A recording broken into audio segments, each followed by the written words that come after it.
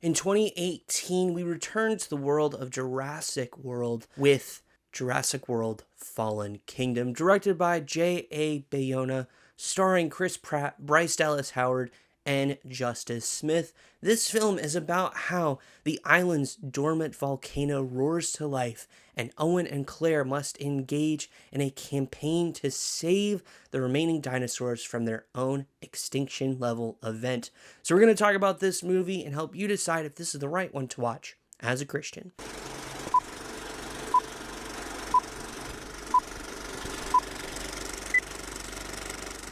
Hey friends, welcome to the channel. I am your host Tim, and we exist to help Christians live in the world, not of the world, by utilizing our convictions in the movies and shows we watch. Jurassic World Fallen Kingdom is rated PG-13 for some intense sequences of science fiction, violence, and peril. So we're going to dive into any convictions you may have that may prevent you from watching this movie, any theological themes, as well as my own thoughts on the film.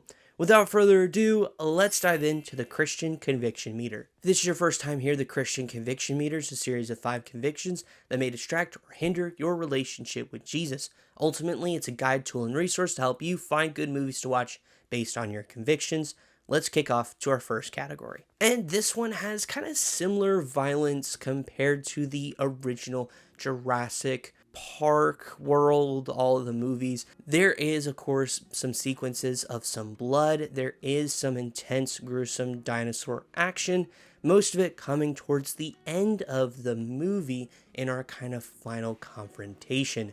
There is a bit more kind of heaviness in this area with, of course, some characters losing limbs and things of that sort. There is one sequence where a guy does kind of get a little bit ripped apart, but it's not like super gruesome. It's further back on camera, so there is no blood and gore contained within it, but it still can be pretty creepy at that. And like I said, there is some people who lose some limbs due to some dinosaurs. There is also lots of screaming. There is some people who get attacked and eaten by dinosaurs, and there even is an impaling of a character later on in the film. With all these in mind, we're going to give this a 4 out of 5 in this category. It is pretty intense. Our next category is going to be lust, and just like the first Jurassic World, the second one is just like it. There's nothing in this film to worry about for this category. It's going to be a 0 out of 5 here. Next up is substances, and the most we see in this film, other than, of course, tranquilizer darts again, is going to be 2 characters sharing a beer at a bar very early on in the film.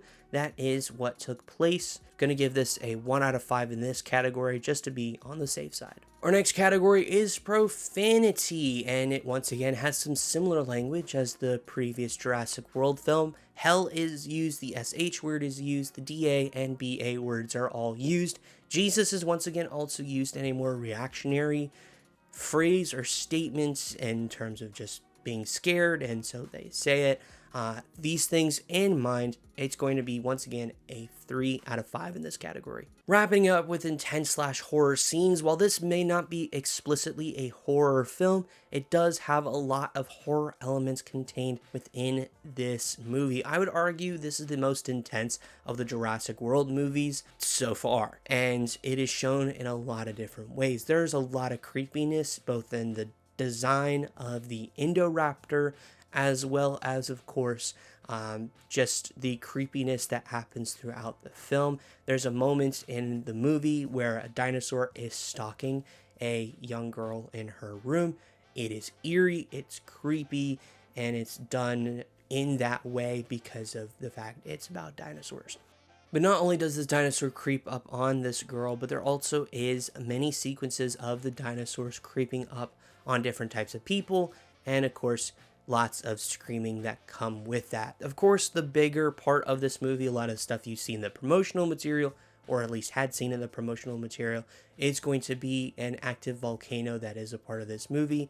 The island kind of starts to explode, and it can get pretty intense and emotional at times. But of course, along with those things, there is lots of sequences of dinosaurs chasing after people, and of course trying to attack them. Like I said, lots of screaming contained within this movie, because of all the things we mentioned, it's going to be a 4 out of 5 in this category. So our grand total for Jurassic World Fallen Kingdom is going to be a 12 out of 25 here. Obviously, it is pretty high on the violence and gore as well as the intense/horror scenes categories. Any of the things we talked about, and we talked about a decent amount here, if any of them distract or hinder you from your relationship with Jesus, make sure to follow your convictions. They are God-given. We want to use this as a guide and resource to help you find those movies that you can watch. So with that being said, let's dive into some theological themes that are present within the second Jurassic World. And for the most part here, God is actually referenced a few times here, namely in, of course, the debate of whether these dinosaurs should be saved. One senator brought up, of course, God by saying the quote, or at least along the lines of, "Do you think this is the Almighty's work?" In reference to, of course, man playing God, and the volcano is a course correction. That is kind of the vein he's kind of talking about here. And of course, later on in the film, you also do have another senator, or at least someone who's a part of Congress, says something along the lines of the dinosaurs' extinction is an act of God. So those are a few references here. Very interesting how those are kind of used within this film. And of course, the debate of whether or not dinosaurs should be kept alive versus not, and the act of playing God, the consequences of that, all of that, of course, wrapped up in a very interesting part of this movie. So those are all things to, of course, be noted, but nothing other than those things, nothing explicitly about Jesus, about the Bible, Christianity, the church. Other than a few of those things here, there's nothing explicitly Christian about this movie. So with that wrapped up, let's move on to my personal thoughts. What do I think about Jurassic World Fallen Kingdom? So funny enough, this was my first watch through this movie, and I've heard a lot of negative things about it. A lot of people either say it's one of the weaker Jurassic movies, or even going as far as to say this is the weakest Jurassic movie. So with that in mind, I went into this movie with some kind of low expectations. I wasn't expecting it to blow me away or, be an absolutely incredible film, but I was still pleasantly surprised by the film. And to start things off, I love the concepts of the film. I like the idea of Claire and Owen being dragged back into this world because of the fact that they're going extinct, and so them being kind of drawn back in is pretty cool. Although maybe it's just me, I feel like the island is too overgrown for after 3 years. This feels like more like a 7 to 10 years later. That just may be a me thing though. I'm also not an expert in vegetation or plants, any of that. So if you know more than I do, drop it in the comments, and if it actually makes sense that it's that overgrown. But that's besides the point.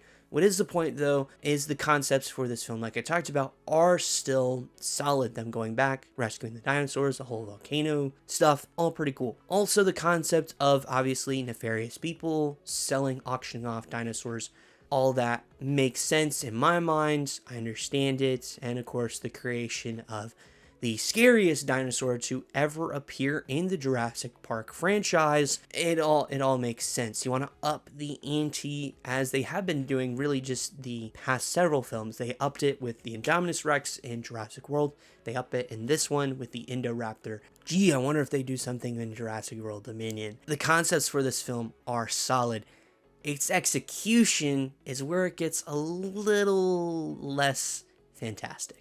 There are some plot twists within this film that, I'm just going to say it, they are very predictable. I saw them coming a mile away, and that is a little disappointing, because you want plot twists to not only be relevant to the story and make sense and do all these things, but you also want them to hook you and be like, oh, that was cool. Was not expecting that. That came as a surprise. The ones that are contained within this film did not. They were very predictable, and that's kind of the way of this story, is it felt very predictable in the nature of this film. There are also a few things here that I'm not the biggest fan of. There's one plot twist in particular towards the end of the film, talking about crossing some moral ethical lines. I don't know if it fits within the world of Jurassic personally. Now, Is the concept totally off base in science fiction? No, it's been done before. I'm purposely keeping it vague because I don't want to spoil that twist and have you figure it out for yourself if you choose to watch this movie, if it is okay with your convictions. But I don't know. I can see why people don't like the film because of that particular plot point. Once again, Bryce Dallas Howard and Chris Pratt are fantastic. I love their chemistry. I love their characters.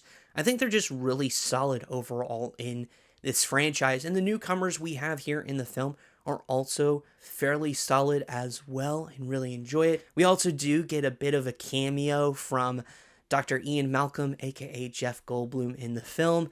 No, that's not a spoiler. It was in the first trailer, and so that was cool to see. I mean, I'm always a fan of Jeff Goldblum popping up in some movies, so really enjoyed that. And obviously, I think he was the perfect person to really have the debate of dinosaurs or whether or not they should live. I thought he was the perfect character to bring back for that that moment and that conversation. And the action here is solid, the CGI is good, and overall I would say this is arguably the creepiest, most intense Jurassic World film. We just have to wait till Rebirth to see if it still holds that title, but as of right now, I would say this one is the creepiest film of them all. Overall, it's a decent film. It's not the best, it's not the worst, it's okay. It's, you know, it's not one that I'm like, oh, I need to see this again, or hey, maybe I'll check back on this, you know, in a year or 2 or 3 years down the road. It didn't wow me in any way. There were some cool moments, but it wasn't like, again, like I was looking for it. Well, I wasn't looking for something that was going to blow me away, and I kept my expectations low. Did it surpass my expectations? No, but it also like kind of met it. Maybe, I don't know. It was decent. So overall, I'm going to give it a 6.8 out of 10. 68% if you want to go that route. But 6.8 out of 10 here. So it's a 12 out of 25 on the conviction meter. It's a 6.8 out of 10 in our review. Those are my thoughts, so let me know yours down in the comments below. Let's chat all things Jurassic World Fallen Kingdom in the comments. And while you're down there, consider hitting that like and subscribing for us, joining our community here on YouTube, because a majority of viewers are not subscribed, so feel free to join us here on YouTube. But before you go, there's a few video recommendations over here YouTube is recommending to you, one of which is our review of the original Jurassic World that came out in 2015. See you all over there. We'll see you in the next one.